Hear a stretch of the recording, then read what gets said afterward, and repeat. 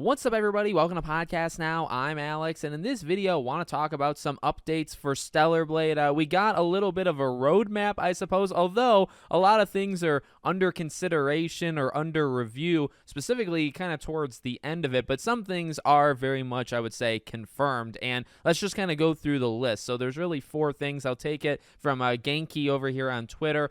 Photo mode around August, new outfits after October, large-scale IP collaboration, with their other major game towards the end of the year, and then additional DLC and sequel is under review to be released in the future. Now, that's not entirely, if you look at like the picture of the kind of the roadmap or like the timeline, they did say, I think in some, I saw in a different tweet or in a different article, they keep talking about sequel, PC ports, DLC, and a lot of those things, well, especially I guess the DLC and sequel, and we've talked about it before, they're looking at. It very much sounds like it's going to happen, but obviously it's not confirmed. And the PC thing, they very much, it feels, wants to make it into reality, right? But I did see somewhere that they said basically they can't talk too much about it because of contractual obligations. So I imagine, when you do these things with Sony or any of these companies, but specifically here with Stellar Blade, when they made the deal with PlayStation, there must be something in there where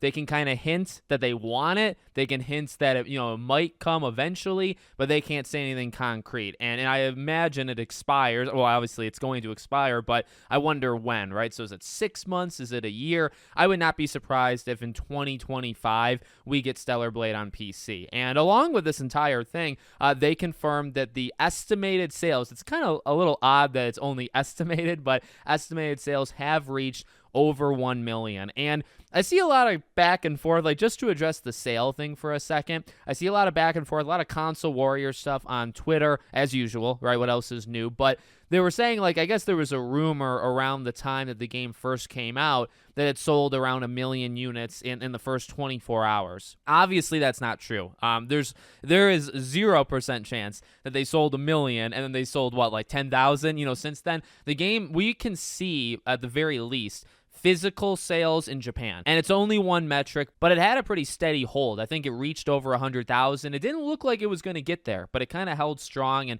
did a couple weeks where it did 10,000 at a time. So I think it's well over 100,000 physical units in Japan. We don't know the digital units in Japan, and we don't know any of the units anywhere, but 1 million. They talk about comparables with I think there was an article that talks about Detroit and Ghost of Tsushima, and not that the game is going to become those, but I think they're looking at it that the game can do well over time. And specifically, again, if you look at the roadmap, is photo mode going to change the world? Well, for a game like this, photo mode was a very highly, requested feature. I guess that's the joke, but I guess in all seriousness, does photo mode get people that haven't gotten the game to get it? Probably not, honestly. It's more of a benefit or an addition to those that already have it. Same thing with the new outfits. It's really cool that they're, leaning into it. They should, they have, and they're continuing to. Then the collaboration thing, and then, if they were to do story DLCs, those would, I think, be the ways to continue to kind of beef up the game long term. But you know what?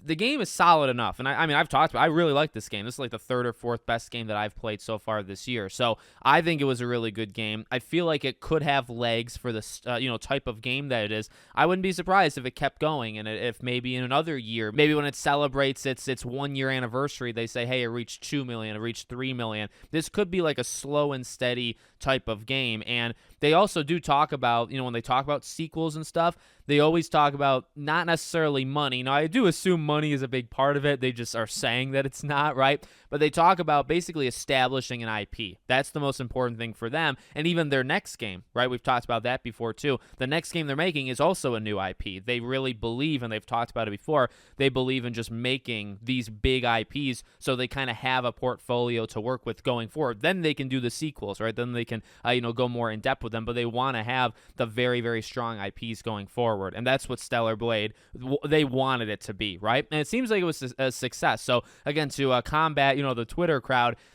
I will say, it was very loud. So it was 1 million kind of low for just how much people were invested in this game. It does. It honestly feels low. I kind of imagine the game did more than that, 2 or 3 million. I didn't expect 5, 6, 7, 8, somewhere in that range. But, 2 or 3 million. So is it lower than I thought? Yeah. But I mean, ultimately, and I say this all the time, like numbers are numbers and they're fun to analyze. It matters what like they care about, right? So like a million, they've said it before, the game's a success. The game did better than they thought it would. So that's all I really care about, right? To get me more, get me a DLC, get me Stellar Blade 2. I don't care if it sells 1.2 versus 1.3. I just want it to do good enough for them to keep going. And ultimately, it seems like it did. So let me know what you guys think in the comments. Make sure, as always, you're subscribed to the channel, bell icon turned on. I hope to see you all on the next one.